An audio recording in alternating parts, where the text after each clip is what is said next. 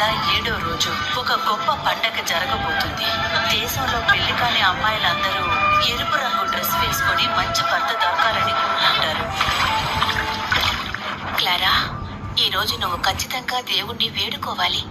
ధనవంతుల కుటుంబం నుంచి ఒక మంచి భర్త రావాలని నువ్వు కోరుకోవాలి.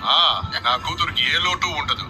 నీకు రాయల్ ఫ్యామిలీలో పెళ్లి జరిగితే ఆ తర్వాత మన కుటుంబం చివరి వరకు ఏ లోటు లేకుండా సంతోషంగా ఉండొచ్చు.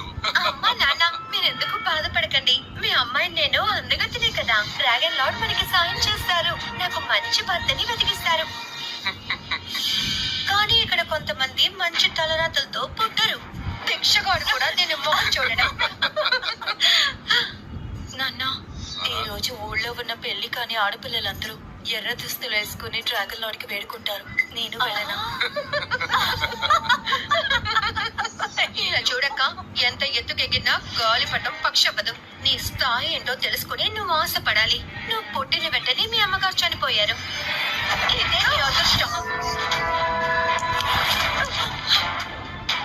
ఇంత అందమైన ముత్యం నా దగ్గర ఉంటేనే బాగుంటుంది. లేదు, అది నా అమ్మ జ్ఞాపకార్థం నాకు ఇచ్చింది.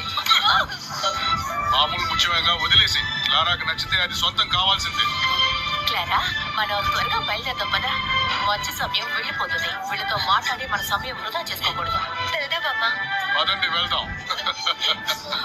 మేడం, 1 గంట లోపు ఒక అమ్మాయితో కలిసి నువ్వు ధ్యానం చేయాలి, లేదంటే నీ శరీరం పేలిపోతుంది.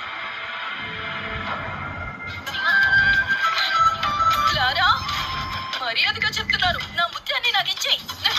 చెప్పమన్నానా? ఊరుకొడికి అమ్మంటున్నావు కదా, మీ అమ్మని వెళ్ళదే.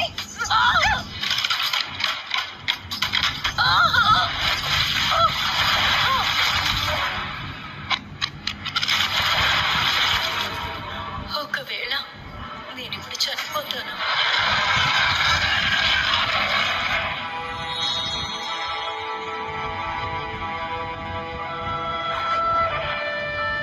ఎవరైతే కాదు, నేనిప్పుడు చనిపోయానా? ఈ రోజు నుంచి నువ్వు నాకు సొంతం.